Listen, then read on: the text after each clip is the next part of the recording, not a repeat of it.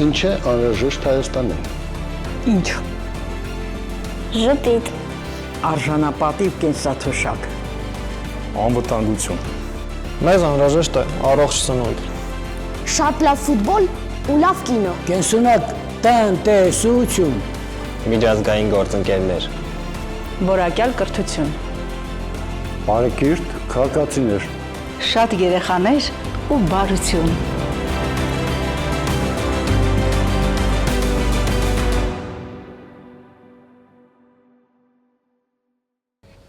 Ներդրումներ։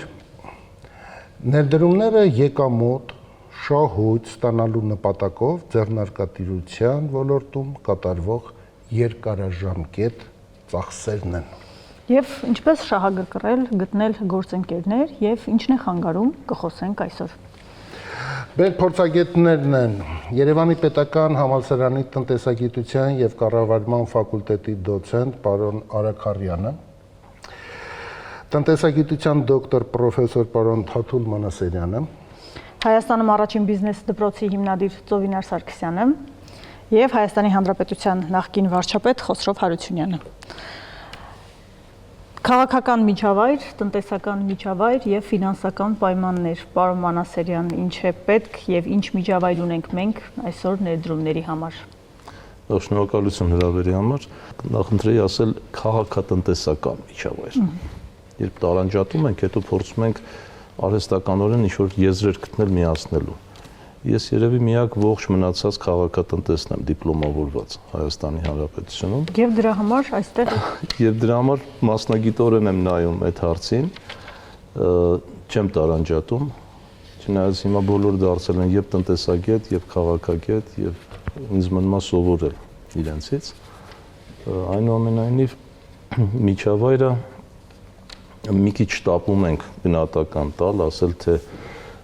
իսկ ինչ միջավայրում պետք է ներդրումներ լինեն։ Եթե թույլ կտաք երկու դիտարկում։ Եթե մեզ ներկաներից ասեն, որ ձեզ հրավիրում ենք Տաջիկստան ներդրումներ անելու, օրինակ։ Մենք Տաջիկստանում իրավունք ունենք հարցնելու տեղացիները ներդրում անում են, թե չէ։ Իհարկե։ Հիմա եթե մեկը գալիս է Հայաստանի Հանրապետություն, կամ մենք իրեն այսպես շահագրգռում, բերում ենք, շահադրթում եւ բերում ենք Հայաստանի Հանրապետություն։ Իրավունք ունի հարցնելու, իսկ դուք Հայաստանի Հանրապետության քաղաքացիներ, Հայաստանի Հանրապետության կառավարություն, գործարար շրջանակներ, ինչ ներդրում եք անում ձեր երկրում։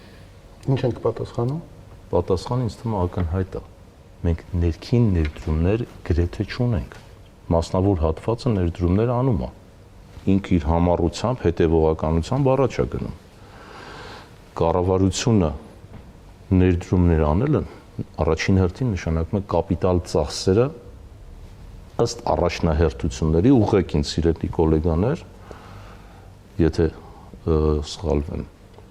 անպայման ապագայի համար հիմքերը պետք է դնի, դրանք կոչվում են կապիտալ ծախսեր։ Անում է դա, բավարար են դրանք։ Ունենք տեսլական, ամենագլխավոր խնդիրը ինձ համար, զարգացման տեսլական, երբ 1990 թվականի օգոստոսի 23-ին հռչակեցինք անկախություն, դրանից հետո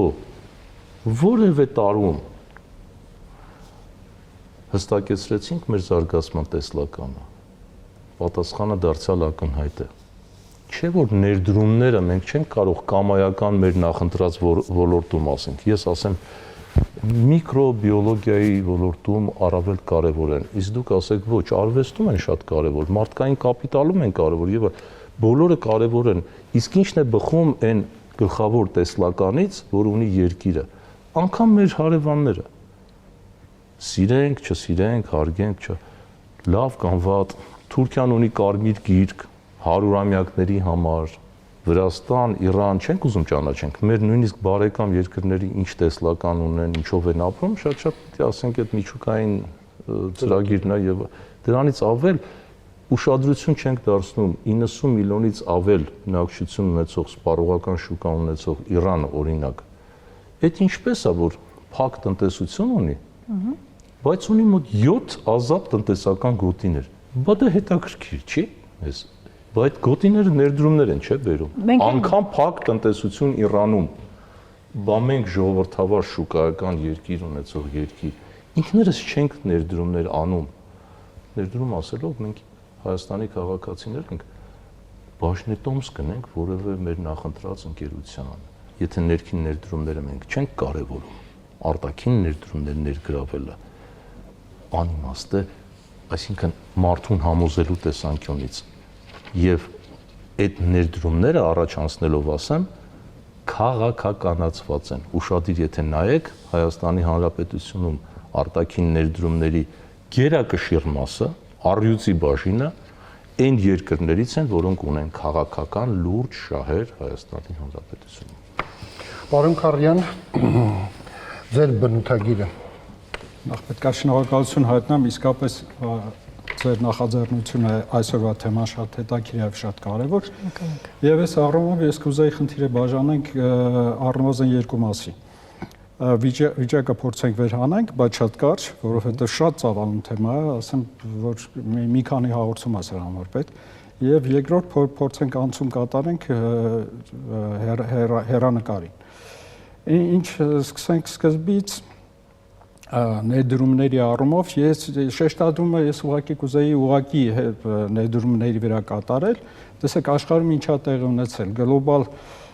մի զեկույց կա, որ 25 թվական այս տարի հունիսին ՅՈՒՆԿՏԱԴ-ն արել։ Պատկերը հետևյալն է. ամբողջ աշխարհում ներդրումները 11%-ով իջել են։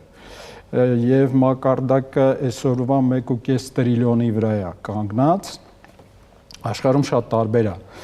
Եվրոպայում խիստ անկում նկատվում, Եվրոպայում այդ անկումը չափազանց բարձր է 22%, նույն պատկերացնի 58%, զարգացած երկրներում 22%, անկումը Եվրոպայում 58%, Գերմանիայում 89%, կարող է շատ երկար լինի, Իսպանիայում 39%, Իտալիայում 24%, այդ անկումների մասին է, ուղղակի ներդրումների անկումների մասին է, բայց օրինակ հակառակ դրան Միացյալ Նահանգներում դա 23% աճ կա, նրանք եթե օգուտներ ունեն Միացյալ Նահանգներ արտահանելու, ապա այդ եկամուտները, ստացած եկամուտները միևնույնն է դնում են ամերիկյան պետական թղթերում։ Դրանք շատ մեծ ծավալներ են, ուրիշտեղ չկա դնելու, որպեսզի եկամուտ ապահովի։ Հետևաբար ստացվում է, որ այդ բոլոր երկրները ֆինանսավորում են Միացյալ Նահանգների տնտեսությունը։ Սա երկար պատմություն, այսքանով եկեք սահմանափակվենք, հիմա նայենք զարգացող երկրներին, ասեցի այնտեղ փոքր 0.2%-ը, բայց հետաքրքիրն է, որ այդ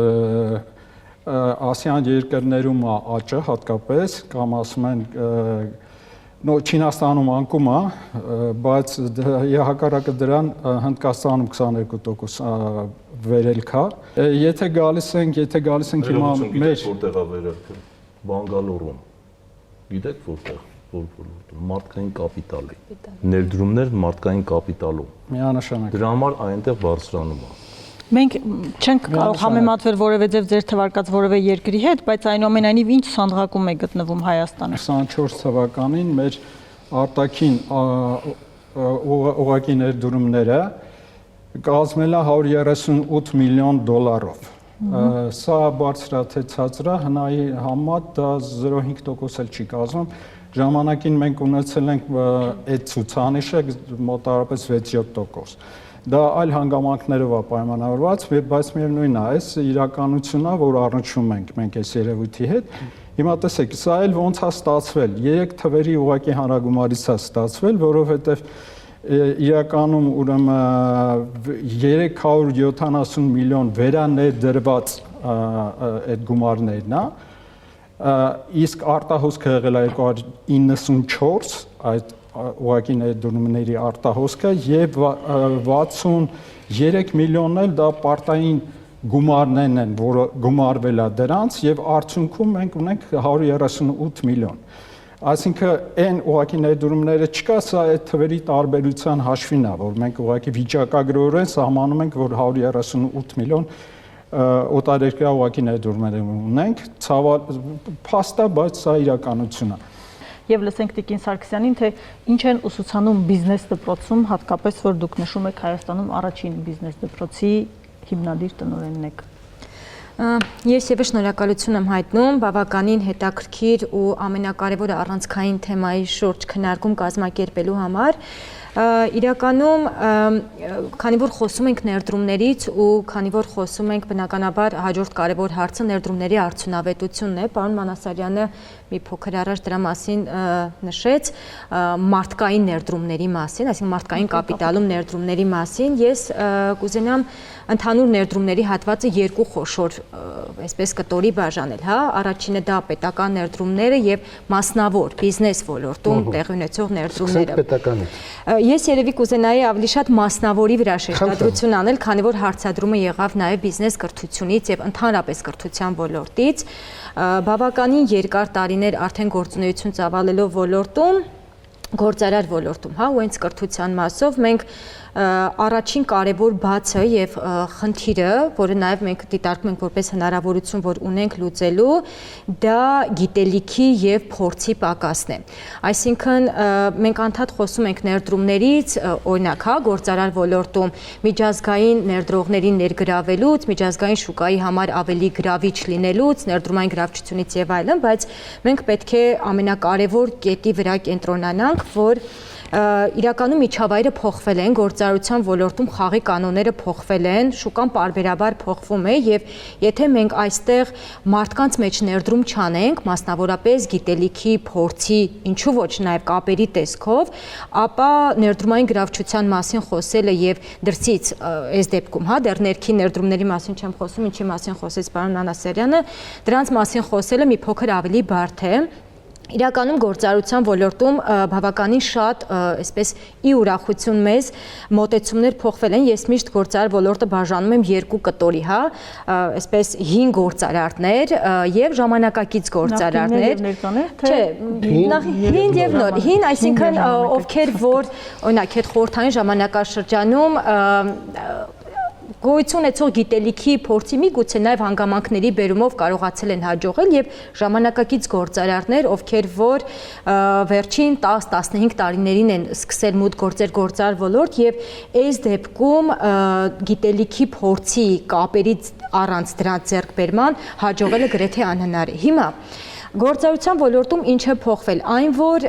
եւ երիտասարդության մասով, հա, նշեմ, հետաքրքրությունը դեպի ավելի միջազգային շուկաները, դրսի ներդրողներին ներգրավել իրենց համար հետաքրքիր լինելը, այդ փորձառությունը ձեռք բերելը մեծացել է ավելի։ Մենք նաեւ այստեղ էլ ենք մոտեցումներ բաժանում, կան ավանդական բիզնեսներում ներդրումներ եւ ստարտափ ներդրումներ։ Վստահաբար հիմա շատ խոսում են Հայաստանում ստարտափ էկոհավաքարգերի մասին, ներդրումների մասին եւ եթե նախկինում օրինակ նույն ձեռներեցության մասով, հա, եթե դու որևէ գաղափար պետք է կյանքի կոչեր եւ այլն, իսկապես ներդրումներ ներգրավելը բարդ էր, մենք ինչ էինք անում, դա կամ սեփական միջոցների ներդրումներ կամ դասական մեթոդները, հա, վարկեր, դրամային կառույցներից ներդրումներ ներգրավելը, այսօր շուկան, աշխարհը շատ բաց է, այսինքն դու կարող ես ներդրումներ ներգրավել աշխարհի ցանկացած կետից նորից, եթե դու ունես իսկապես այդ գիտելիքը, փորձառությունը եւ կապերը, երկրորդը դու տիրապետում ես ներդրումների ներգրավման ժամանակակից գործիքներին։ Սա եւս շատ կարեւոր է, որովհետեւ դու հին մեթոդներով եւ հեշտացել է հիմա այդ հեշտացել են, բայց մի կողմից հեշտացել են, որովհետեւ հնարավորություններն ու դռներն են բացվել, բայց մյուս կողմից նաեւ բարդացել են։ Դռները բացվել են շատ մարդկանց համար։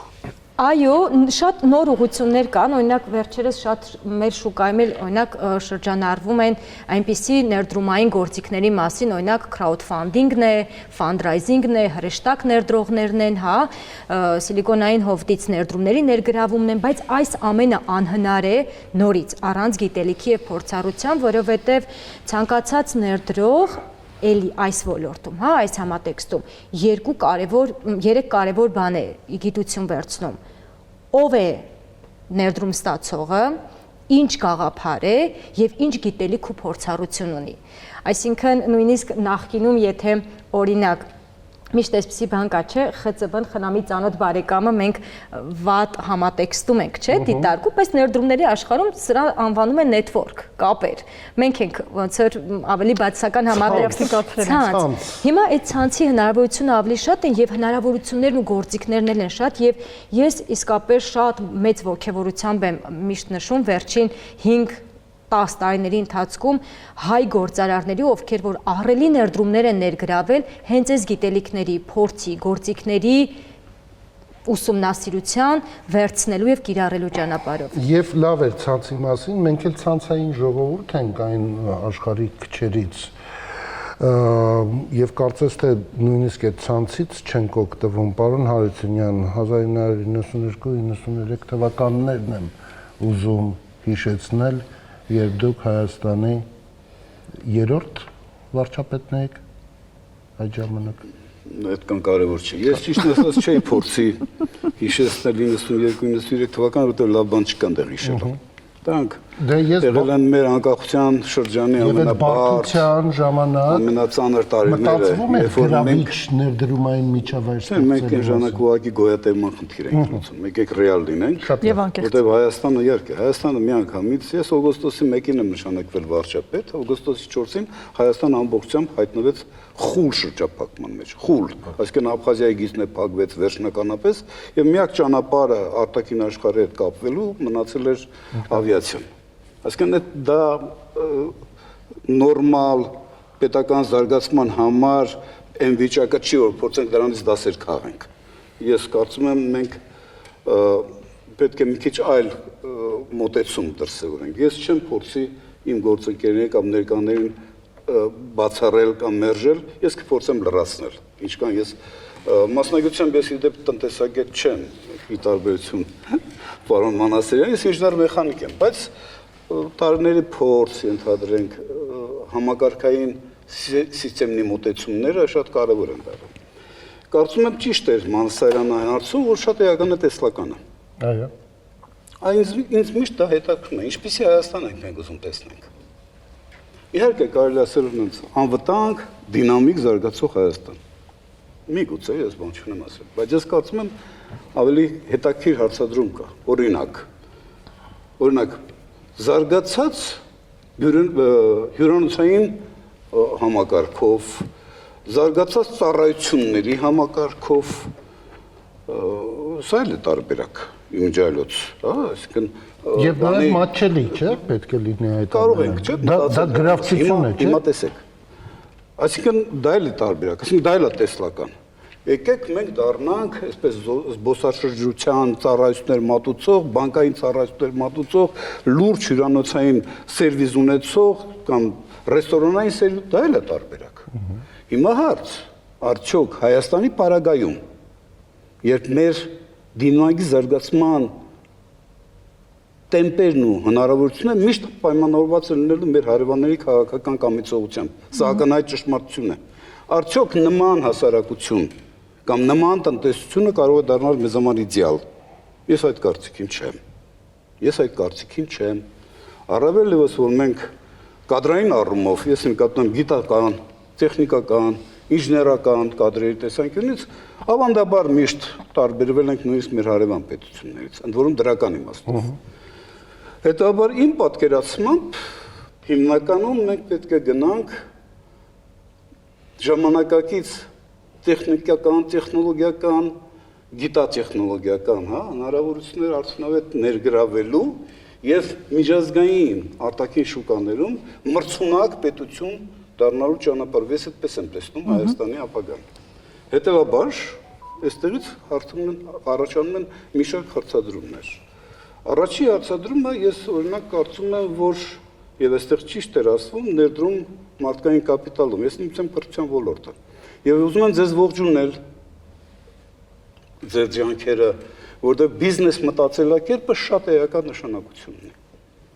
Շատ էական նշանակություն ունի։ Ընդ որում էական նշանակություն ունի տնտեսական որոշումներ կայացնելու եւ այդ որոշումների հետևանքների պատասխանատվությունը ստանձնելու առումով։ Դա շատ կարևոր է։ Եվ հետաբար ես ողջունում եմ ձեր ջանքերը եւ թեպետ դա անհրաժեշտ է, բայց բավարարը չէ։ մեզ պետք են դրսից ներդրումներ, մեզ պետք են դրսից ներդրողներ։ Պարոն Մանասարյանը տնտեսական դիվանագիտության ոլորտում, եթե ես չեմ սխալվում, վերջին շրջանում հատկապես բավականին ակտիվ մասնակցություն ունի։ Ինչ է նշանակում տնտեսական դիվանագիտություն։ Հավանաբար պետք է իդեպ որպես փաստ վերենք, որ շատ ու շատ երկրների արտաքին գործերի նախարարությունը այդպես չի կոչվում արտաքին գործերի նախարարություն։ Կա երկրներ, ուշում արտաքին գործերի եւ տնտեսական համագործակցության նախարարություն, արտաքին գործերի եւ առևտրի նախարարություն։ Այսինքն բայց բոլոր դեպքերում քիչ թե շատ լուրջ կայացած պետություններում արտաքին հարաբերությունները ուղղակիորեն պայմանավորված են լինում սեփական տնտեսական կարիքները բավարարելու անհրաժեշտությամբ։ Սա լրջագույն խնդիր է, լրջագույն խնդիր է։ 2010 թվականին կառավարությունը մի շատ կարևոր որոշում կայացրեց։ Եթե չեմ սխալվում, Հեգնյան Մանուկի խումբը կառավարության համար առաջարկեց այն ոլորտները 11 ոլորտ, որոնցում մեր տնտեսական կարողություններն ավելացնելու ռեալ հիմքեր կան, այսինքն ես նկատում եմ կադրային պոտենցիալ, տեխնիկական, տեխնոլոգիական հնարավորություններ, ինստիտուցիոնալ կարողություններ, 11 ոլորտ, ընդ որում այդ ոլորտները բավականին գրավիչ էին։ Այն առումով նաև ժամանակին մի հատ շատ հետաքրքիր բանաձև կար, ասենք թե տնտեսական, ասում էր այնպիսի ապրանք արտադրենք, որ մի դիպլոմատով գնաս առաքես, մի ամբողջ ինքնատիպ փող բկա։ Այսինքն մեր նպատակը իրականում հաշվի առնելով մեր իրողությունը պետք է լինի գիտատար, այո աշխատատար, դա այդ թանկարժեք քարերի բաների ոչ միայն, նվազ նյութատար, այո, միգուցե նաև էներգատար, բայց ոչինչ։ Այսինքն խնդիրը կայանում է այս հարցը լուծելու, որոնք են այն ոլորտները մի կողմից, որտեղ մենք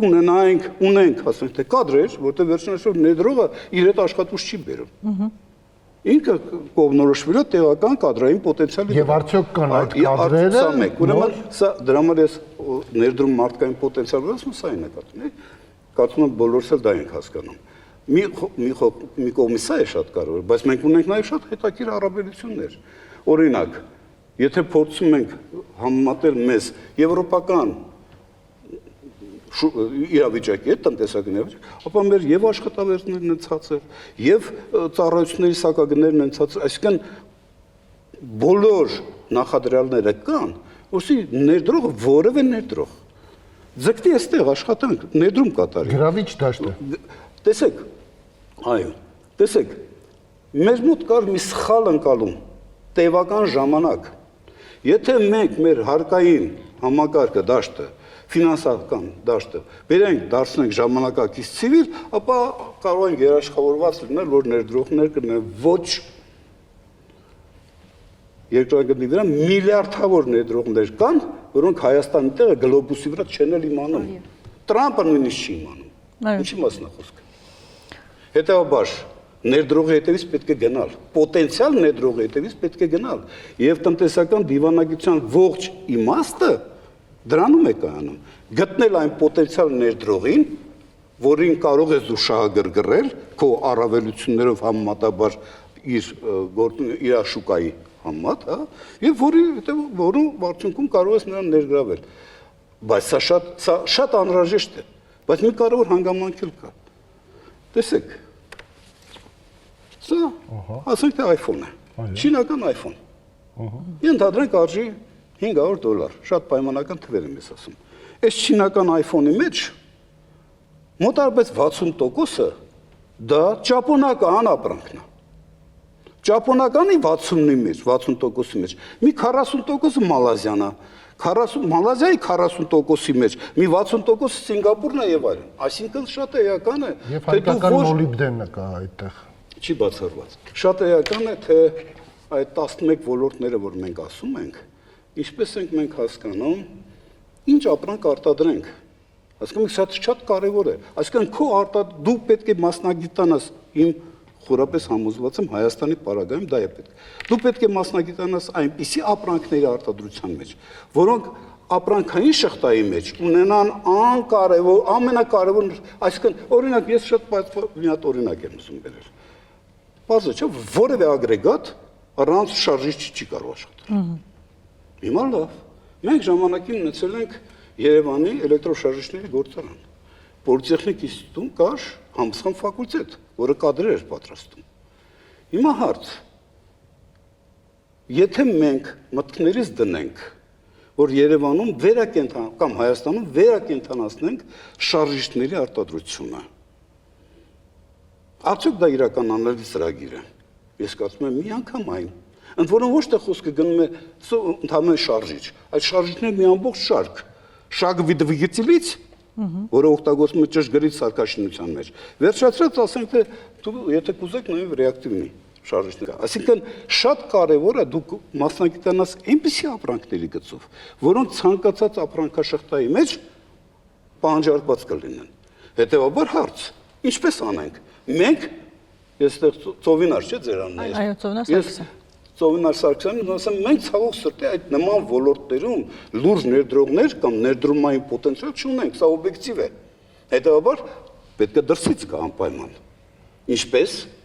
Պարզ մանայից նոր շարժ Քարյանը ճիշտ էր ասում։ Կար ժամանակին զարգացման գործակալություն, որի ամբողջ նպատակը հենց կայանում էր դրանում ուսումնասիրել այն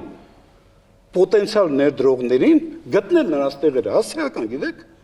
եւ այդ պոտենցիալ ներդրողները աշխատել ովքի աշխատի դեսպանատները, դիվանագիտական առևտրային կցորդները։ Առևտրային կցորդ, եթե նույնիսկ ուրեմն դիվանագիտական տնտեսական կամ տնտեսագիտական դիվանագիտության ամբողջ մայքը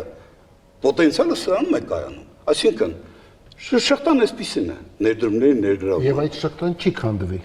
Որտեղ շահագրգռված են։ Հիմա այս շղթան հետևյալն է, այսինքն մենք մի կողմից պետք է պատրաստենք ինչով է որևէ պոտենցիալ ներդրողի համար հայկական տարածք լինելու հրապուրիչ։ Դա ոչ միայն հարկային համակարգն է, նորից եմ կրկնում, դա ցածր աշխատավարձներն են։ Չինաստանի մեջ հիմա տեմպերն կա, որտեղ աշխատավարձները բարձրացան։ Ի տարբերություն Հնդկաստանի, որտեղ դեռ աշխատավարձները ցածր։ Ես շատ պարզ բաներ եմ ասում։ Ցածր աշխատավարձ, գազի, էլեկտրոէներգիայի համեմատաբար ցածր սակագներ։ Այսինքն այս այն գործիքներն են, այն պարամետրներն են, որոնք ձևավորում են ինքնարժեքը։ Եվ ցանկացած ներդրողի համար դա դառնում է հրապուրիչ։ Հետաբար միայն պետք է այդ ներդրողին գտնել։ Հետաբար խնդիր, ձևակերպում եք թե օրինակ, փոքր քիմիայի ոլորտում մենք ունենք բավականին լավ կադրային պոտենցիալ եւ կարող ենք ֆարմացևտիկան զարգացնել։ Մենք կարող ենք զարգացնել ճշգրիտ սարքաշինությունը։ Այսինքն հնարավորություններ մենք ունենք, ունեցել ենք եւ հիմա էլ ունենք։ Մենք կարող ենք զարգացնել, տեսեք, շատ տարածված է, չէ՞, հիմա ասենք թե առողջապահական туриզմ։ Այո։ Մենք ունենք այստեղ ձեր հարևանությամբ կա ֆիզիկայի ինստիտուտ, որտեղ կարող ենք զարգացնել միջուկային բժշկագիտությունը, բժշկությունը։ Չէ՞ որ սրանք հնարավորություններ են, եւ այստեղ ես անկասկած համաձայն եմ Մանասերյանի հետ, որ այստեղ պետությունը չի կարող դիտորդ լինել։ Պետությունը չի կարող լինի, ոնց ասում են, գիշերային պահակ։ Պետությունը պետք է ամենաակտիվ մասնակցություն ունենա։ Շատ ներդրողներ կան, հավատացնում եմ ձեզ, որոնք լսում են այն, բայց երկար ժամանակ մտածում են արժի ներդրում կատարել, թե չէ։ Հազար մի հարցեր կան իրենց համար անհասկանալի։ Ներքաղաքական կյանքից անվտանգություն ստացած վերջացրած հնարավոր արտահանման հնարավոր շուկաների բազմազանությունը։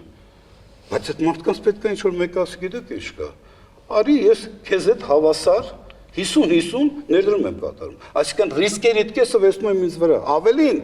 5 տարուց հետո իմ ամբողջ փայը ձեզ նվիրում եմ։ Պետությունը պետք է անի։ Այո, դա կառավարության խնդիրն է։ Դա կոչվում է համաֆինանսով։ Հիմա պետությանն են նվիրում։ Միտքս ավարտեմ, ես ուղղակի փորձեցի ներկայացնել իմ պատկերացմամբ համակարգ,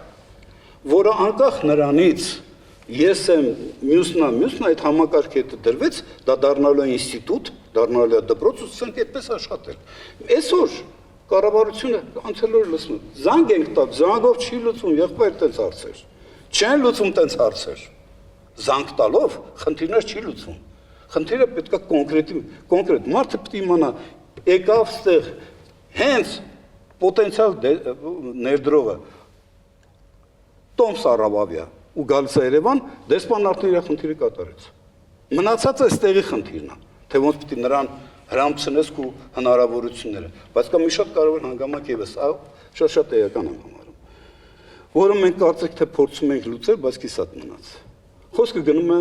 որակի սերտիֆիկատի մասին։ Քո ապրանքը կարող է շատ լավը լինի, բայց եվրոպական շուկա չի մտնի։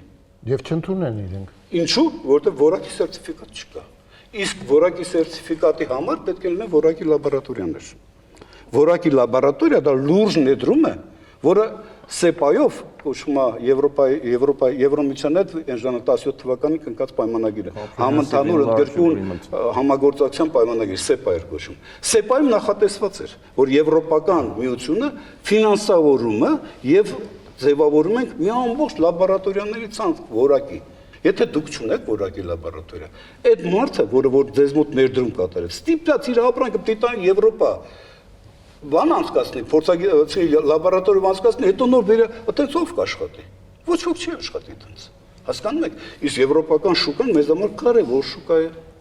Կարևորը շատ էական է, որպեսզի այդպիսի ինստիտուտներ, այսինքն ինստիտուցիոնալ հնարավորություններ ձևավորվեն։ Հասկանում եք, այդ ժամանակ մենք, օրինակ, ես խորապես համոզված եմ, որ մենք դեղագործության մեջ մեծ պոտենցիալ ունենք։ Բայց դեղագործության մեջ դուք չես կարող միջազգային շուկա մտնես քո ուժերով, դա բացառված է։ Հետաբար լրջագույն ներդրողներին հրապուրենք, բերենք, ցույց տանք, ապացուցենք, որ քո հետազոտությունները, գիտահետազոտական աշխատանքները փոքր քիմիայի կամ չեմանվոր ոլորտում, այստեղ էլ նույնպես կարող է արվել եւ ընդ որում բավական հաջող։ Խոսքը սրա մասին է։ Այսինքն մենք պետք է, ես նորից եմ կրկնում, ինչքան էլ ինձ ուզում են ասել, մենք էս ենք անում ենք, եթե դրա տակ ես չեմ տեսնում համակարգ, չկա ինստիտուտներ, որոնք կոչված են դրա համար, կներեք, մենք ուղղակի զայմայիմся բալտավնյոյ։ Իսկ հիմա, շնորհակալություն պարոն Հարությունյան, լսենք մարդկային կապիտալին, ինչ կարծիքի է։ Ձեզ Հայաստանում ներդրումներ արվում են։ Երկինը եթե խաղաղ լինի, մարդիկ ապահով զգան իրանց, այդ նույն ձևի ապահովել կզգան ներդրողները, որովհետև շատ բաներ են լսել ժամանակին, որ ներդրել են, բայց իրանց ուզածին չեն հասել։ Երբ որ այդ գողերին բռնեն եւ գողությունները վերանան, իսպար, այն ժամանակ երկիրը կծաղկի։ Դե ուրա ներդրողներին բռնում են, էլի։ Ներդրումները դե պետք է արվի, ըստ թվում է։ Պետությունն է պետք, էկոնոմիկան է պետք։ Սարսափելի վիճակում է եւ կրթությունը, եւ բժշկությունը, եւ մշակույթը իդեպ մարդիկ թողնում գնում են։ Պետք է պատերազմ չլինի, պետք է ամեն ինչը լավ վիճակում լինի, որ մարդիկ կան, ներդրումներ կնեն։ Պետք է մենք հետաքրքիր լինենք աշխարհի համար։ Մեր ինտելեկտով, չգիտեմ, մշակույթով, գիտությամբ պետք է նորարարություն անենք, որ հետաքրքրենք, ասենք, որպես ազգ մեր առաքելությունը որն է։ Մենք պիտի ամեն ինչ անենք, որ ամեն ինչ գա դեպի Հայաստան։ Սա հիանալի երկիր է, ամենալավ երկիրն է աշխարհի։ Այս հրաշալի նոտայի վրա։ Եվ պարոն Մանասարյան, ամեն ինչ պետք է անենք տնտեսական դիվանագիտության որակը եւ արդյունքներին սպասելու հեռանկար։ Ինչքան ժամանակ է պետք։ Ասենք, ձգում ենք բոլոր գոտիները եւ աշխատում ենք այս ուղղությամբ։ Եթե միայն գոտիներ ձգելով լիներ, լավ կլիներ։ Մենք նախ պիտի գանք զրոյական կետին եւ ասենք արդեն ճիշտ մեկնակետին ենք եկել։ Դրանից հետո ձգենք, բաց թողնենք գոտիները, դա արդեն երկրորդ խնդիրն է։ Տեսեք, երբ ասում ենք ներդրումներ եւ կարեւորում ենք մարդկային կապիտալը, մենք մեր կարևորագույն մարդկային կապիտալը թողել ենք դրսում։ Ցանկսը արել ենք, բերքը չենք հավաքել։ Շահ ենք տալիս մեր մարդկային կապիտալը։ Մենք դոնոր ենք աշխարհի տարբեր երկրների համար, նորություն հոչասեցի։ Ամեն մեկը իր ոլորտում լուրջ կայացած փորձագետ, որևէ ոլորտում արդեն կայացած մարդիկ են, մենք ամենապարզից սկսենք։ Երբ որ պարոն Հարությունյանն է ասում, շատ համամիտ եմ իհարկե, ներդրողին պետք է գտնենք։ Բայց մեր ներդրողը, երբեմն մեր հորեղբոր տղան, բարեկամը, ընկերը մանկության, մի հատ ուշադիր նայենք, հաշվառենք մեր շրջապատում, ովքեր են այդ դրսում, ամենապարզունակ բանն եմ ասում, այդ մարդկային կապիտալը ցանցային ժողովուրդ լինելը կարող ենք վերածել ցանցային պետության։ Հիմքերը ունենք, ինչու չենք անում։ Ինչ է պետք։ Ներդրումային դիվանագիտությունը 28 տարի փորձել եմ հասկանալ, ինչ է։ Պատմական Հայաստանում եղել է այդպիսի բան։ Մեր մեծերը մեզ դաս են տալի, մենք ասում ենք չենք լսում, չենք ուզում կարդալ, չգիտենք։ Միջնադարից մինչև այսօր փայլուն օրինակներ կան ներդրումային դիվանագիտության։ Եվ շատ հետաքրքիր մտքեր, որոնք այստեղ հնչեցին, երկրի ղեկավարը երբ երթվում է երթմնակալության արարողության ժամանակ, ասում է երթվում եմ ապահովել անվտանգությունը եւ զարգացումը։ Չէ՞ որ հենց նույն անվտանգությունն էլ ներդրումների կարիք ունի։ Ես այս բացահայտ ճշմարտությունից ուզում եմ գալ դեպի ռազմաարդյունաբերական համալիր։ Մենք այստեղ ներդրումներ պիտի անենք, թե չպիտի անենք։ Այո, մեր հարևանների պահվածքով իրենք իրենց տեսլականին գնալու ընթացքով նաև պայմանավորվում է մեր ինչ լինելը, ուր գնալը։ Շատ ենք խոսում, շատ մոդայիկ դարձած, քանի տարի ասում ենք, գիտելիքահենք տնտեսություն։ Իհարկե, դա մեր ապագան է։ Իսկ պետք է գիտելիքահենք կառավարություն։ Բա մենք ինչի ենք այդ ոլորտի կրթություն չունեցող մարդուն, տարական կրթություն չունեցող մարդուն,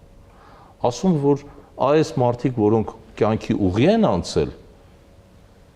մարդկային կապիտալում ներդրումը արված, կրթությունից բացի փորձառություն ունեն, բավական լուրջ ճանապարհ են անցել եւ պետականության մեջ ներդրում ունեն, հնում ենք մի կողմ, եկեք, նավաստիներ, ով որ պոստն է ուզում, հետո տանը նստացնում ենք բանտ։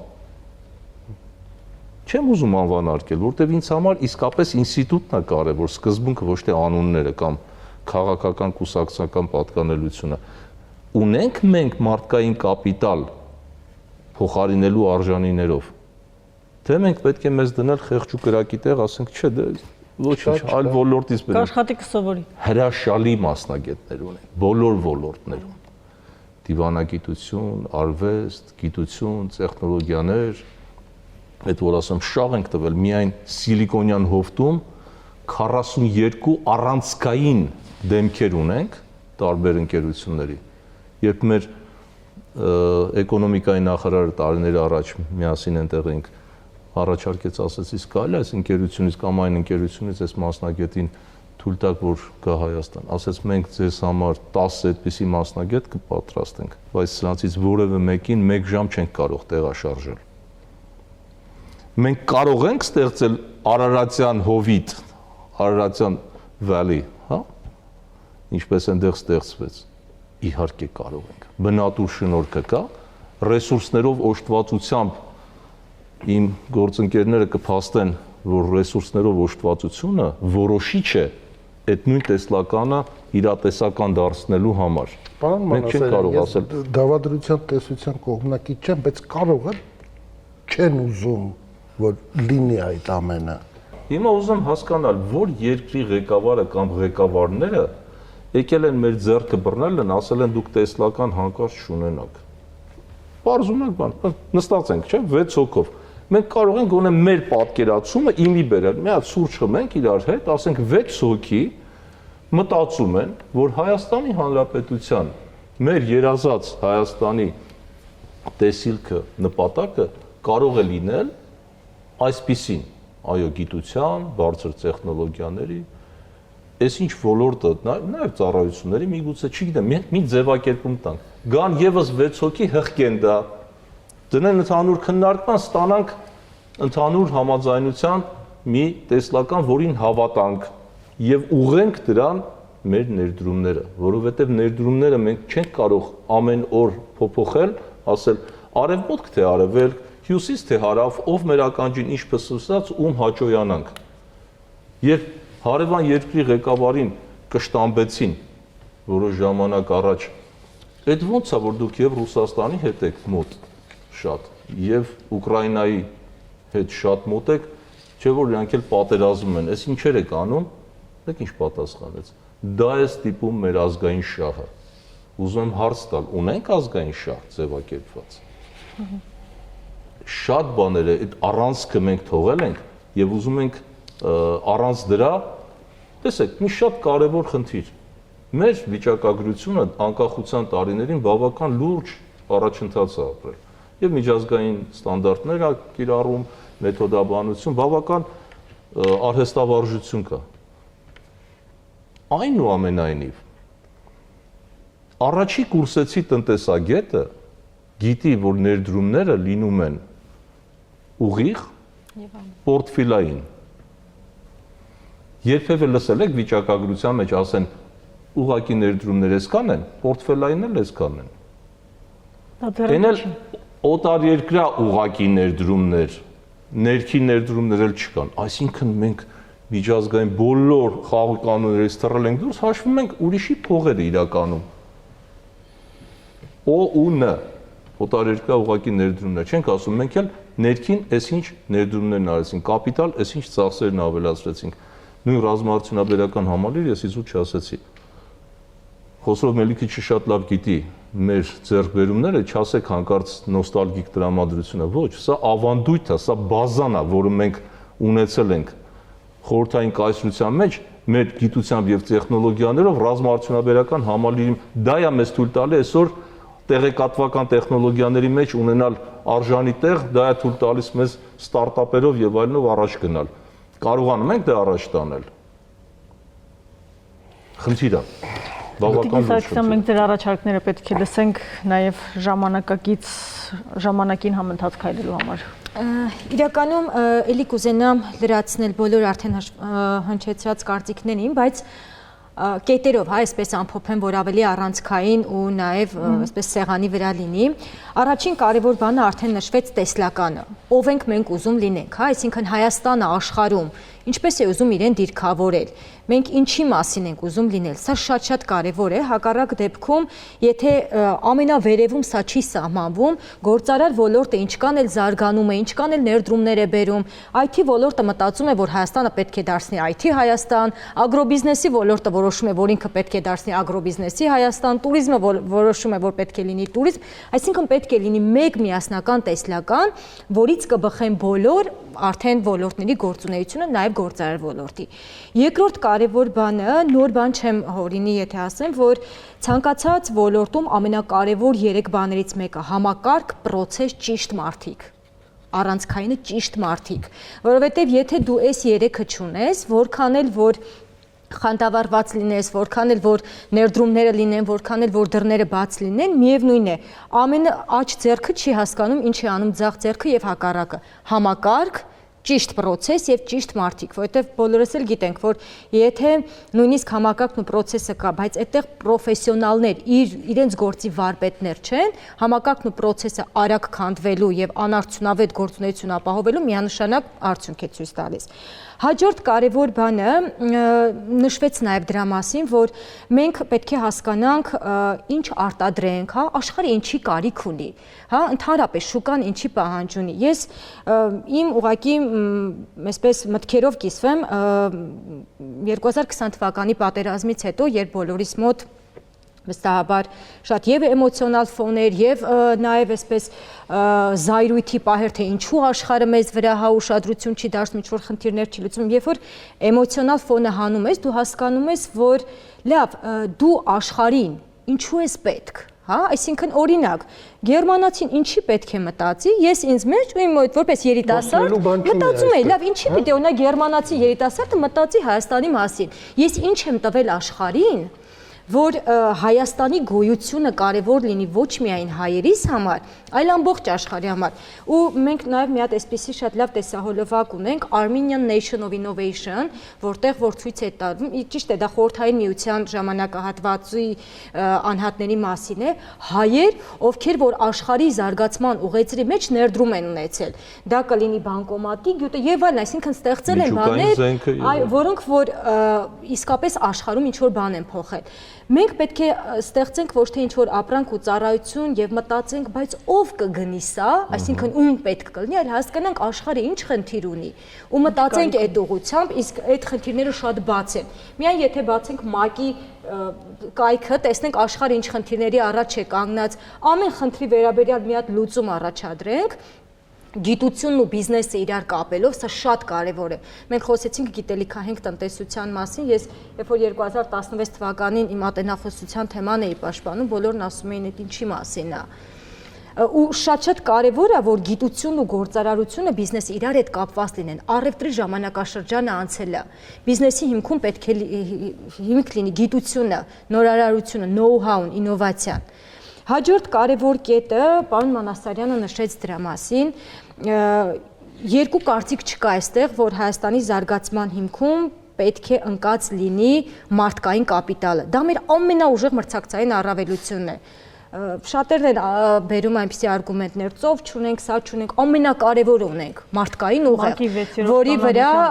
ամբողջ աշխարհն է ներդրում անում ու մենք այստեղ ինչ ենք բաց թողել, սփյուռքի կապիտալը։ Ես երբ որ խոսում էի ցանցերից ու նեթվորքինգից ու կապերից, ամեն անգամ գործարար ոլորտում կլինի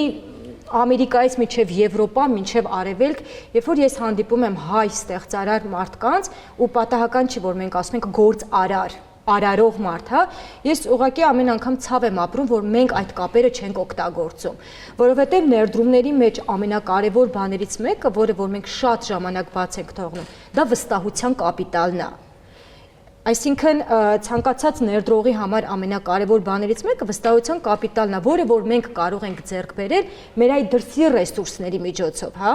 այսինքն մեր սփյուռքի պոտենցիալը, սփյուռքի մեր ներուժը ներկայացնելու պարոն Մանասարյանը նաև նշեց, չկա աշխարհահռչակ մի ընկերություն, որտեղ գեթ մեկ հայ չգտնես,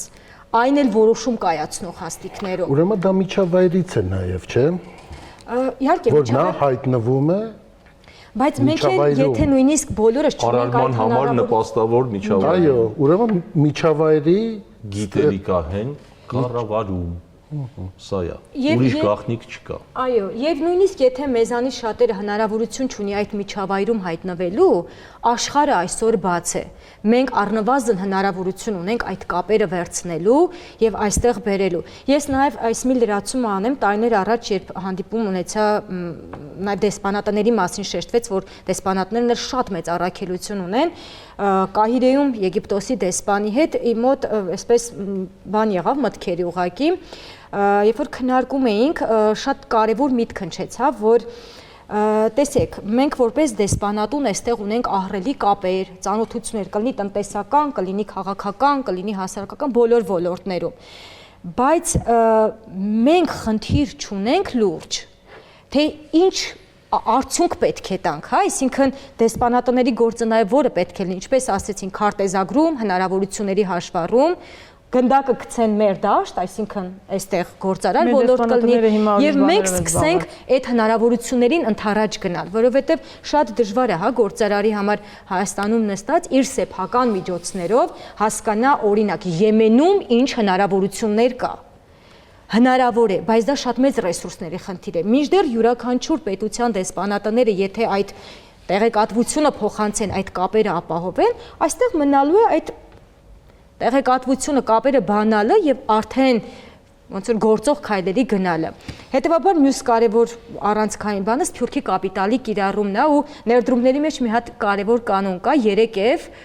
friends, family, foolish, ընկերները, բարեկամները եւ անհատները, ովքեր կհավատան քո գաղափարին, քո ծրագրին։ Մենք ինչու չենք այդ friend ու family, ընտանիք ու ընկերների մեջ մենք ինչի չենք մեր սփյուռքը դիտարկում։ Եվ ելի անդրադառնամ պարոն Մանասարյանի այն մտքին, որ եթե մենք եգիպտացուն ասում ենք արի մեզանում մեր երկրում ներդրում արա, սփյուռքի մեր հայրենակիցը դա անում է։ Մենք անում ենք։ Վստահության դաշտ։ Իսկ դուք գիտեք, որ որևէ դեսպանատուն, եթե ասեք, որ ունի ձևակերպած խնդիր Հայաստանի Հանրապետությունից, ես շատ կզարմանամ։ Ցավալին դա է, քանի որ մենք չունենք ձևակերպված տեսլական, դրա համար մենք խնդիր չենք ձևակերպում պաշտոնական Երևանը դեսպանատներին, որ նրանք իմանան ինչով զբաղվեն։ Կան նաև լավ դեսպաններ, չէ՞։ Բայց դրանց պետքա խնդիր դրվի, որի շուրջ իրենք աշխատեն։ Որ լիգայում պետք է խաղանք, պարոն Քարյան, ձեր առաջարկները։ Շնորհակալություն, ձեր առաջարկները։ Լավ, պարոն Հարությունյանը իմ կողքին է,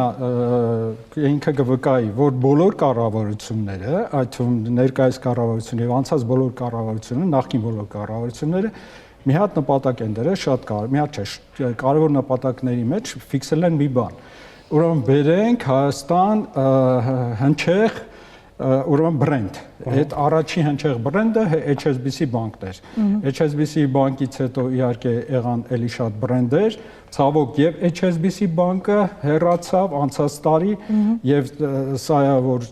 օտարերկրյա ուղղակի ներդրումների վրա բացասական ազդեցության գործոններից մեկը դա է եւ այլ ընկերություններ եւս։ Հիմա տեսեք խնդիրը ինչն է։ Ես կարծում եմ որ առաջի կուրսեցու բանի մակարդակի վրա է։ Ոչ թե մենք պետքա այդ բրենդի վրա ֆիքսվենք։ Նախ պետքա մենք հասկանանք մեր կլաստերները, որովհետեւ տնտեսությունը բաղկացած է կլաստերներից, այդտեղ ճյուղերի մասին գնաց խոսքը։ Դու կլաստերը հասկացությունը մի քիչ ավելի լայն հասկացություն է, հա։ Ինքը ներառում է իր մեջ բովանդակային շատ բաներ, նախկինում դա ասում են ագլոմերացիա, ավելի հայտնի տերմին է, ինչևից է։ Մեր կլաստերները ըստ էության, որը կենտրոնամետ բան ունի եւ իր առանցքը ունի, ինչ աներառում դրա մեջ է, սկսած կրթությունից, գիտությունից, գերակա կենտրոնը եւ այլ եւ այլ։ Հիմա տեսեք, մեր կլաստերները, մեր տնտեսության ըստ էության հատված են։ Այսինքն իրանք ամբողջական չեն։ Բերեմ օրինակ ՏՏ ոլորտի վրա շատ ցայտուն է, հա, մենք ասում ենք ՏՏ ոլորտ ունենք եւ որոշ հաշվարկներով ինքը մեր հնայի 7%-ն է արդեն կազմում, դա բավական լուրջ ցուցանիշ է։ Եկեք ֆիքսենք արձանագրենք, դա բավական լուրջ ցուցանիշ է, բայց այդ ՏՀՏ ոլորտը կամ ՏՏ ոլորտը մեր տնտեսության հետ շատ թույլ կապի մեջ է։ Ուղղակի թույլ կապի մեջ է։ Ինչի, որովհետեւ ինքը outsource-ի վրա է աշխատում, հա, պատվիրակման վրա է աշխատում։ Այո, պատվիրակման վրա է աշխատում, ուղղակի լրացնում է, կատարում է պատվեր ուղարկում։ Եվ հիմա տեսեք խնդիրը ինչն է, որպեսզի մենք այդ իրականությունն ունենք, հատված կլաստերներ ունենք, բայց դրա լուծումը կա։ Եվ թույլ տվեք ասեմ սենց, մենք գտնվում ենք մի իրավիճակում post-industrial, հա, որը եռաչափ բանի մեջ էր, կոորդինատների մեջ էր, բայց պարզվում է հիմա մենք մտել ենք մի ուրիշ դաշտ, մետա, տեսեք, post-ն ու մետան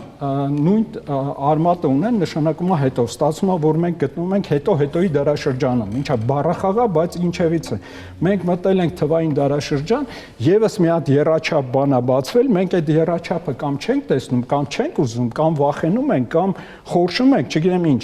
բայց ինքը արդեն բացվել է։ Այդ նոր եռաչափը բացվել է, նախկին եռաչափին ավելացել է եւս մի եռաչափ տարածք, մենք պետքա մտնենք, պետքա ի վերջո համարձակություն ունենանք, մտնենք։ Հիմա տեսեք, ստեղ կա լուծումներ։ Հիմա գալիս են կոնկրետ լուծումներին, այո։ Ցանկացած ոլորտ, կլաստեր ասենք, ճյուղ ասենք, դա ենթադրում է առաջինը դրան գումարած ՏՏ ոլորտ, կլաստեր գումարած ՏՏ ոլորտ, ավելի ենք բացում արհեստական բանականություն, շատ կարճ ենք ասում, բայց այդ արհեստական բանականությունն էլ որպեսզի աշխատի, այսինքն այդ թվայնացումը դիջիտալը որպեսզի աշխատի, դիջիտալը ունի մատրիցա, հետո պետքա բացենք իր մատրիցան, որ ըստ էության դա տոկենիզացիան է։ Տոկենիզացիան որպեսզի հասկանալի լինի, դա կրիպտո աշխարհն է։ Մենք կրիպտո բառից խորշում ենք, կրիպտո բառից պետք չի խորշել։ Կրիպտոն ընդհանրապես նշանակում է գաղտնագրում։ Այդ կրիպտո արժույթների հետ միասին կա տոկեններ եւ կրիպտո ակտիվներ, տոկեններ, ըստ էության խոսքը դրա մասին է, հա, որովհետեւ դա մի արմատից երկու ծառա դուրս գալի, այլ լուծումը տոկենիզացիայի մեջ է։ Մենք հիմա ավելի բովանդակային ասեմ, այս խնդիրը, եթե մենք տանում ենք այս ֆորմատով, հա, նորից կրկնեմ, ոլորտ, գումարած ՏՏ, գումարած արհեստական բանականության, գումարած տոկենիզացիա բացում ենք արդեն։ Իսկ ի՞նչ է տալի տոկենիզացիան։ Հայերենում արտահայտություն կա, այսինքն ժողովրդական լեզվով, երկու երնեք միտեղ չի լինում, հա։ Հիմա ստացվում է, որ այս երևույթը 3 երնեք է տալի, միանգամից 3 երնեք է տալի։ Ինչա պետք բիզնեսին։ Բիզնեսին պետք է ներդրումային փող, դա բանկային փողը չի, ինքը շատ թանկ է։ Բանկային փողը դա ներդրումային փողը չի։ Երբ որ մենք խոսում ենք այդ ուղղակի ներդրումների մասին, լինի օտարերկրյա ուղղակի ներդրումներ, թե ներքին ներդրումներ, ինչպես պարոն Մանասարյանը շատ ճիշտ ասում է, բան ներքինի մասին ինչ չեք ասում։ Հիմա ինքը տալիս է այդ հնարավորությունը, ես եթե հնարավորություն լինի, կասեմ թե ոնց է տալի։ Երկրորդը, ինչա պետք բիզնեսին արդյունավետ կառավարում, արտադրողականություն, երկուսը, հա, այդ երկուսը միաժամանակ արդյունավետ կառավարում եւ արտադրողականություն, եւ երրորդը ինովացիաներ, նորամուծություններ, ինովացիոն, բայց ընդ որում, տեսեք ոնց, ոչ թե այս ինովացիան պատկերացնենք, այս ինովացիան ամենակարևոր, այս 6-ով գնանք միասին այս ինովացիան բռնենք, ոչ։ Մենք ոչ թե այս ինովացիան բռնենք, այս միջավայրը, այս սեղանը պատկերացնենք միջավայր, մենք հայտնվենք այդ միջավայրում։ Ուրեմն տոկենիզացիան միանգամից տալիս է 3 երնեկը մեկտեղ ինովացիոն միջավայր, ոչ թե առանձին ինովացիաներից ձգտենք, հա, այս մեկը բռնենք ու ասենք բռնել ենք, այս հենց լավը չկա։ Այս ինովացիոն միջավայրը ներդրումային հոսքերը, տեսեք, մեկ կապիտալի շուկան չի աշխատում, եւ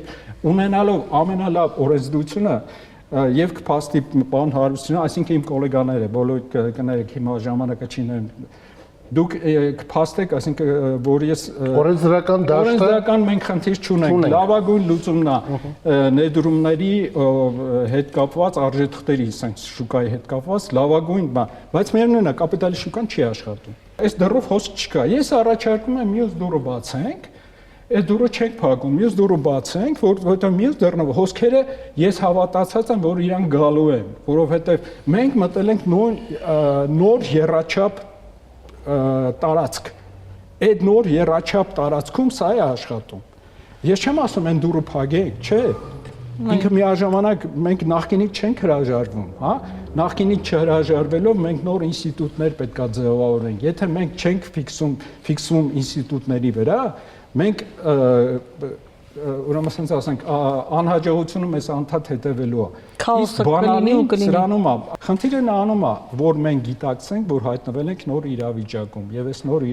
իրավիճակը post կամ հիմա ասում ենք մետա դարաշրջանում ինքը պահանջում է իր օրինաչափությունները։ Խաղի նոր կանոններ, պարոն Հարությունյան, լսում ենք ձեզ, մանավանդ որ դուք հիշեցրիք, որ նույն 2018-ից 10 թվականների այդ ճգնաժամի մասին կառավարության ղեկավարն ասում էր, որ տնտեսական ճգնաժամը մեզ Հայաստանի շրջանցելու է։ Ինչ խորհուրդ կտայի որևէ Հայաստանի որևէ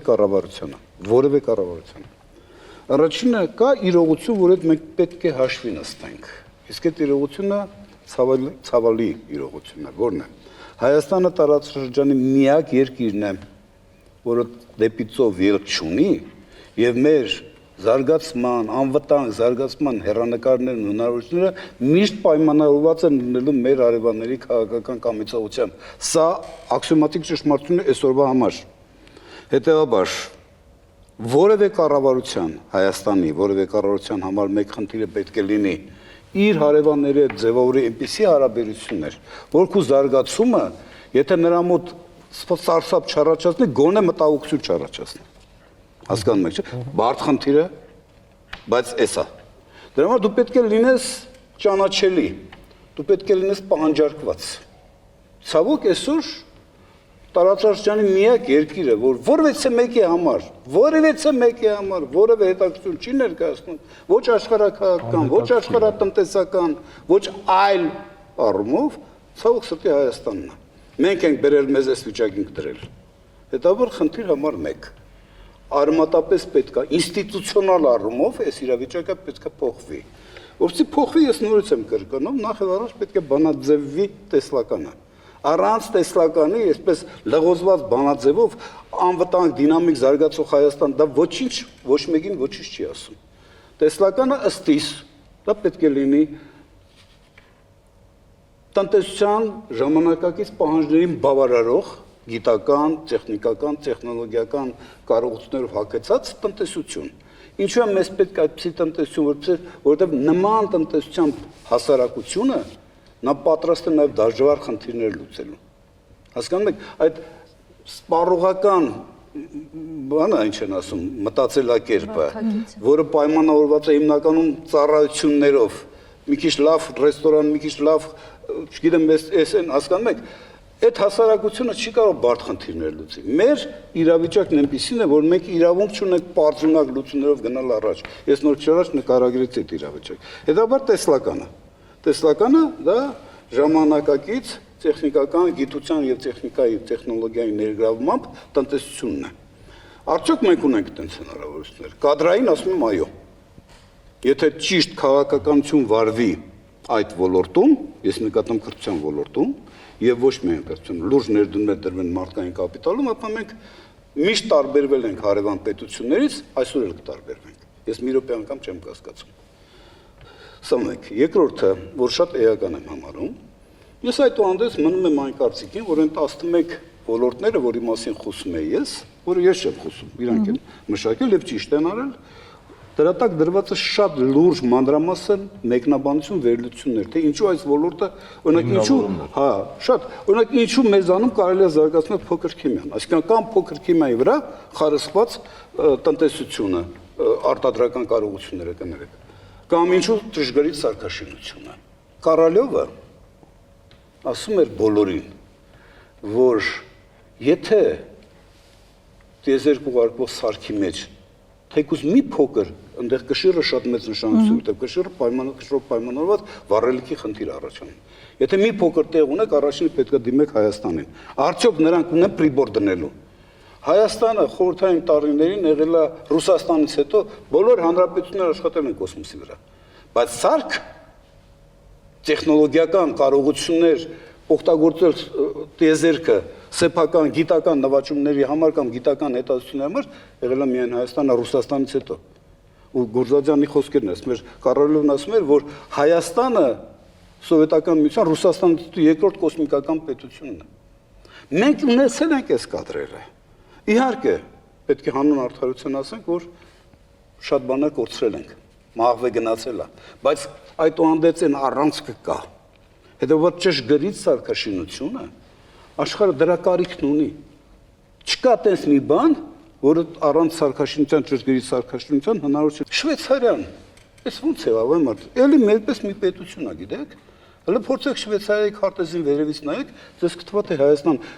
խորը կտրտված ռելիեֆով եւ նայեք 100 տարի առաջ։ Շվեյցարիան այսօրվա դրությամբ Եվրոպայի ամենազարգացած ռազմական ավիացիա ունեցող պետությունն է։ Ավիացիայի կարիքին գտնու ռազմական սիմվոլ է։ Բայց ինքը ունի դա ստեղծել է։ Ընդ որում գիտեք, չէ, որ շվեյցարացիները գերմանական պոլիգոններն են վարձում, որսի իրենց վարժանքները այնտեղ անցկացնեն։ Այսինքն իրանք այդ հնարավորություն չեն, բայց ստեղծել են։ Ու անընդհատ ես մտածում եմ, մեզ մոտ թվում է թե բանկային համակարգ, շվեյցարացիները ինձ թվում է շատ ճիշտ ուղղությամբ են գնաց։ Գիտեք, բաներ կան, որոնք որ ինչ աշխարհը շուռ գա, ինչ էլ անես, ժամանակը չափելու սարք պետք է լինելու։ Չեք կարող առանց ժամանակը չափելու սարքի յոլա գնալ։ Ինչ էլ ուզում եք արեք, ճնշումների տարբերություն միշտ օգտագործվելու է։ Նրանք գնացել են այդ ճանապարհով։ Նրանք արտադրում են ճշգրիտ պոմպեր։ Մեծ բան չի իրանից ներկայացնում, բայց մասնագիտացել են, հմտացել են։ Հիմա ես նույն հարցն եմ տալիս։ Մենք այդ խնդիրները մեր առաջ դրել ենք, որտեղ եթե դուք ունեք ճշգրիտ պոմպ, ապա միշտ այդ պոմպը ինչ որ մեկին պետք է գալու։ Ինչ որ մի ագրեգատի մեջ, այն որ ես ասում եմ ապրանքային շղթա, դա միշտ դրա անհրաժեշտությունն լինելու է։ Ես ընդհանրապես օրինակներ եմ բերում, որովհետեւ ասածս հասկանալի լինի։ Հետևաբար, ես կարծում եմ, որ մեր կառավարությունը Գիտությունների ակադեմիայի հետ միասին կրթական համակարգերի հետ գիտական պոտենցիալը ներգրավելով պետք է որոշի, որոնք են թեկուզ առաջին մի քանի ապրանքատեսակները, որոնք մի կողմից պերսպեկտիվա կարող են խոստանալ, կարող են երաշխավորված շուկաներ ունենալ, եւ որոնք կարող են ներգրավել ներդրումներ։ Հաջորդ թեզը միանգամայն համամիտ են սփյուռքի կարողություններ օգտագործելու, ուղղակի նման հզորությունը չօգտագործելը մեր պես պետության համար դա ոչ թե շռայլություն է, հիմարություն է։ Հիմարություն չօգտագործել սփյուռքի պոտենցիալը։ Սփյուռքի յուրաքանչյուր պոտենցիալ ներդրող դա մեր դեսպանն ընդեղ։ Ճիշտ է ասում Ծովինարը։ Նրանք կարծիք ստեղծող են։ Դուք կարծում եք այս ամուրսարի պատմությունը տենց գնաց կորավ, կամ այս հեցի պատմությունը կարծում եք նրանք մեզ հետ չեն խոսում, բայց նրանք գիտեն ինչի մասն է խոսքը գնում։ Ոնց կարող են միտեղ գնալ ներդրում կատարել, երբ որ համոզված չես, որ կառավարությունը կարող է պատահի վաղը չեմ ցույց, ինչ պատճառներով քո ներդրման հետ քաղաքական նկատառում, սա լրջագույն հարց է։ Այդ միջազգային գործարար շրջանակները կարծում եք տես բաներ են։ Այդ մենք տեղյակ չենք, որ իրանք գիտեն այդ մասին, բայց իրանք շատ լավ տեղյակ են։ Հետևաբար շատ էական է թվում ներսում ներքաղաքական իրավիճակի ինչպես օրինակ իշխանությունը որպես այդպեսին գիտակցում է իր պատասխանատու դերակատարումը բիզնեսի համար հավասար պայմաններ ստեղծելու առումով կաշառակերություն իհարկե համաձայն եմ Բայց օրինակ մենք տեղյակ չենք, չէ՞, հավանաբար որ Եվրոմիության կաշառակերության, այսինքն կոռուպցիոն ծավալը տարեկան կազմում է 324 միլիարդ եվրո։ Բայց այդ պետությունները զարգանում են։ Ուրեմն հետաբար կաշառակերությունը չի միակ խոչընդոտը ինստիտուտների բացակայությունն է։ Ես չեմ ասում պետք է դրան ուշադրություն դարձնել, խնդրեմ ինձ ճիշտ հասկացեք։ Ես ասեմ շատ կարևոր է հետաբար Սփյուռքի, ուրեմն Սփյուռքի արժեվ խնդիրը ճիշտ է, այսինքն ոչ թե Սփյուռքը դոյնայ կարողա, կթենք, ոչ եւ մեկ անգամ ոչ։ Սփյուռքը ինքն այստեղ պետք է տեսնի պարտներ կառավարությանը կամ մնացածին։ Իդեպ ես գտնում եմ որ ճիշտ է ներքին ներդրումների հարցը, բայց մենք չենք ունենա ներքին ներդրումներ, եթե մենք չկարողանանք լուծել արտաքին ներդրումների, ուղղակի ներդրումները, որտեղ արտաքին ուղղակի ներդրումները դա նշանակում է նաև բիզնես նոր մտածելակերպ, շուկայում նոր վարկագիծ, որոշում տնտեսական որոշումներ կայացնելու նոր մոտիվացիա եւ նոր մոտեցումներ։ Սրանք շատ էական են։ Մենք այդպեսի փորձ չունենք։ Մենք նրանցից պիտի սովորենք, որովհետեւ սովորես նրանք պիտի ստեղ լինեն։ Ոչ թե մենք գնանք Եթովպիա, այլ նրանք գան ստեղ։ Մեր խնդիրը սա պետք է լինի։ Դեսպանատները, ճիշտ է ասվում։ Օրինակ մի հատ հարց եմ ուզում տամ։ Մենք երկիր կա, որտեղ դեսպանատուն ունենք ու չենք իմանում այդ դեսպանատան անելիքը որն է։ Խնդիր չկա, ձևակերպված։ Դեսպանատները Հայաստանի պես պետություն, դեսպանատները պետք է հաշվարկված լինեն, որ երկրում, օրինակ, որտեղ կա պոտենցիալ ներդրողներ, այդտեղ ունեցի դեսպանատուն։ Եվ որտեղ ունեք Սփյուռք, որտեղ արտաքին քաղաքականության առումով դա կարևոր է։ Ինչու՞ չի արվում, որտեղ տնտեսական դիվանագիտությունը բառիս իմաստով, ուղղակի իմաստով, չի գիտակցված, չի կարևորված ընդհանրապես։ Իրականում ենթադրենք պատկերացրեք, ուզում ենք մենք զբաղվել կազմակերպենք Հայաստանում շատ պայմանական բան եմ ասում։ Ենթադրենք ճշգրիտ պոմպերի արտադրությամբ։ Հատուկ օրինակ այդ բանը զարգացման գործակալությունը ինքը իսկում բերում է սեղանին դնում է այն ֆիրմաները, այդ թվում նաև միգուցե համաշխարհային բրենդ ունեցող։ Այն ֆիրմաները, որոնք դրանով մասնագիտացած են։ Մեկը գտնվում է Չինաստանում, մյուսը գտնվում է Շվեյցարիայում, երրորդը չեմ անում, որտեղ խնդրեմ դեսպաններ իսկույն ուղղակ հանձնարարություն են ստանում։ Ներկայացնում ենք մեր պահանջարկը, ինչու ենք մենք կարծում, որ իմաստունի այդ ներդրողը գա դեսպանստում աշխատել։ Ներդրողը եկավ Հայաստան, որպեսզի հասկանա ինչ է կատարում, խնդրեմ ես բոլոր ինստիտուտների թող այդ աշխատեն։ Այսինքն սրանք քայլեր են, որոնք պետք է արվի։ Բայց որպեսզի դու այս բոլորն անես, այդ դրա համար եմ ասում տեսլական եւ տեսլականի մնացած դրանից բխող բոլոր քայլեր ինստիտուցիոնալ լուծումներ են պետք։ Հաշվի առնելով այն իրողությունները, որոնցում մենք գտնվում ենք ու գտնվելու ենք դեռևս տևական ժամանակ։ Ես նկատեմ նոր չարած ասում եմ մեր աշխարհակաղակական առանձնահատկությունները։ Վերջին մի թեզել, որը երբեմն ոմանք ռեսուրս չեն նայում, բայց ես դա դիտում եմ ռեսուրս, ստեղծված իրավիճակ։ Աշխարհագրական դիրքը մեր կարող է դառնալ աշխարհակաղակական լուրջ ռեսուրս, աշխարհատնտեսական դաշտ։ Եթե մենք ճիշտ գնանք ապաշրջափակման ճանապարհով։ Սրա մասին է խոսքը։ Այսինքն մեր աշխարհագրական դիրքը, որ նոր չարաշ ներկայացնում է, որ շատ խոցելի է դարձնում մեզ։ Իրականում, եթե մենք խելամիտ լինենք, ու մենք ճիշտ կառավարենք ապաշրջափակման այսօրվա դրությամբ այդ մոտեցումը, ապա մենք կարող ենք հայտնվել իրականում միջանցքի վրա։ Ոչ թե մեղրիով։ Աբսուրդ է դա, աբսուրդ։ Ոչ թե մեղրիով միջանց, դա նշանակում ուզում եք անունը դրեք միջանց, ուզում եք ինչ ուզում եք անունը դրեք, ուղի դաժը։ Դա նշանակում ընդհանրապես մենք պայմաններ ենք ստեղծում, որ մեր հարևանը, մեր մյուս ոխերիմ հարևանը հետ հարմարավետ միանա։ Կապի, մենք դրա հետ կապ չունենք, այն որ ասում գնան, թող գնան, կողգան, տես բան չկա։ Դրա համար պետք է ապաշրջափակումը կոնցեպտուալ այնպես լինի, որ նախ մի կողմից մեր հարևանները նույնպես շահագրգռված լինեն մեր տրանզիտ կարողություններով, սա շատ էական է, 47 կիլոմետրանոց մեղրի ոչինչ չի տալիս մեզ։ Մյուս կողմից, որ մենք կարողանանք հայտնվել այնպիսի օրինակ այնպիսի մեգածրագրում, ինչպեսին ասենք թե չինական մեկ ճանապարհ, մեկ ուղի, մեկ գոտի, մեկ ճանապարհ ծրագիրն է։ Դրա ես այդ մասին շատ եմ խոսած, հիմա նորից ուզում կրկնել։ Բաքու, Ղազախ, Խիջևան եւ այլ այդ Երևան այդ մենք այդ ճանապարհով հայտնվում ենք միջանցքի մեջ։ Այդ ժամանակ քան որ Չինաստանը շահագրգռված է իր մեգա տնտեսական ծրագրի արդյունավետ իրականացմամբ, հետաբար ցանկացած տարբերակ, ցանկացած օղակ անխափան գործելը դառնում է Չինաստանի համար կարևորագույն խանդ։ Այսինքն մեր երկրի անվտանգությունը դառնում է Չինաստանի համար իր շահերից ելնելու կարևոր խնդիր։ Իսկ Չինաստանի պես պետությունը, եթե քո մեջքին կանգնած լինի, համաձայն եք, որ եթե դա չօգնի, հաստատ չի վնասի։ Հետևաբար, շատ հնարավոր է մշակել, ընդ որում երկարաժամկետ հատվածի համար, Հայաստանի դինամիկ զարգացման համար ինստիտուցիոնալ ինչ հնարավորություններ են պետք։ Նպատակը մեկը պետք է լինի։ Մենք պետք է դառնանք ներդրողների համար, պոտենցիալ ներդրողների համար դրսի, որտեղ մենք նրանցից սովորելու բան ունենք։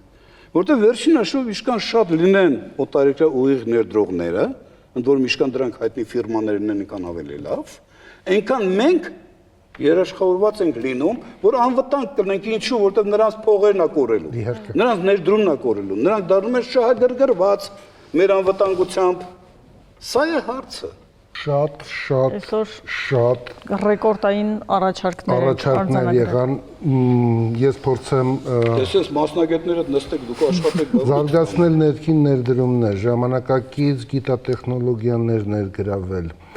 ներդրում մարդկային կապիտալում, տնտեսական դիվանագիտություն, շարժիչների արտադրություն, ճշգրիտ։ Ես օրինակ եմ ասել, դի կարելի է Չէ, ինչու՞ չէ։ ապրանքային շղթայի մեջ ապրանք, որը ապրանքային ճշգրիտ սարքաշինություն, միջուկային բժշկագիտություն, դեղագործության զարգացում, ռազմաարդյունաբերության զարգացում, ձևակերպված ազգային շահ, բանաձևել տեսլականը, լինել մի վարքյան անպայման լինել պահանջարկված գիտություն պլյուս գործարարություն պլյուս վստահության կապիտալ ինովացիոն միջավայր կլաստեր պլյուս ՏՏ պլյուս արհեստական բանականություն կրիպտոակտիվներ արդյունավետ կառավարում արտադրողականություն քաղաքական կայունություն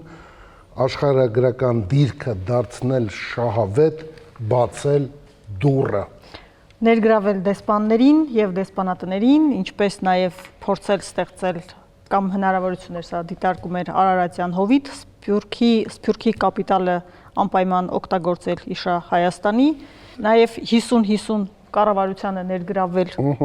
այդ տարբերակով, որպեսզի ներդրողը դա գիշերային պահակ չէ։ Այո, եւ զարգացնել բոլոր այն ոլորտները, որտեղ կա պոտենցիալ, նաեւ ինչպես նաեւ գնալ պոտենցիալ ներդրողի հետևից եւ բազմաթիվ այլ առաջարկներ, որոնք առավել դասակարգված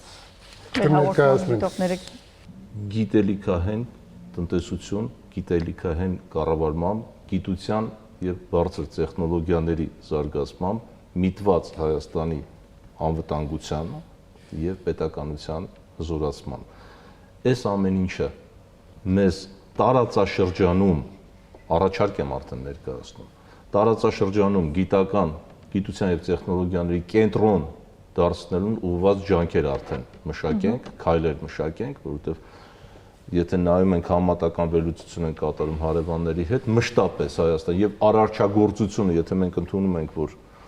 մեր երկիրը այո, ավետյաց երկիր է եւ մեր գենի մեջ արարչագործությունը կա, ուրեմն մենք հենց գիտությամբ, մտքով եւ մարդկային կապիտալով պետք է ճանապարհահարթենք դրա համար, դրանից բխող, տեսլականից բխող խնդիրները եւ դրանց սպասարկող ճյուղերը, կրթությունը, մնացած բոլոր ճյուղերը պետք է ուղղվեն դրան։ Տնտեսական դիվանագիտությունը պետք է ծառայի այդ նպատակն են, ոչ թե ինքնանպատակ լինի եւ եթե առաջարկ Հայաստանին այս ամբողջ առաջարկները կան, եթե դա պահանջարկված է, գիտելիքի պահանջարկվածությունն է կարևոր։ Եթե այդ մեկուսացումը լինի, ինչպես այսօր կա, ես չեմ կարծում, որ մեր աշխատանքը եթերում թեև արվեց, արդյունավետ կլինի։ Շնորհակալություն։ Վերջին ակորդը արհեստական բանականությունը ինչ կարծիքին է այս մասին։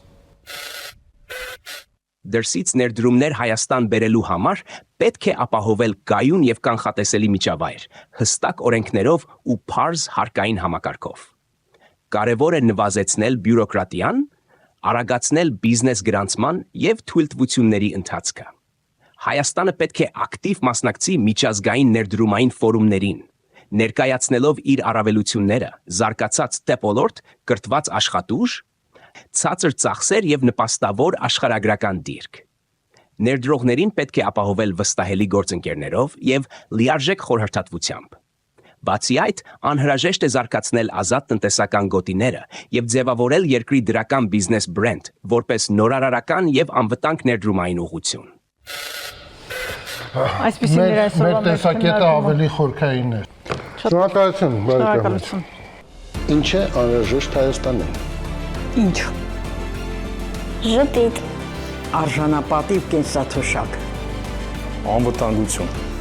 Մեզ անհրաժեշտ է առողջ սնունդ։ Շատ լավ ֆուտբոլ ու լավ կինո։ Կենսունակ տնտեսություն։ Միջազգային գործընկերներ։ Որակյալ կրթություն։ Բարեկիրթ քաղաքացիներ։ Շատ երեխաներ ու բարություն։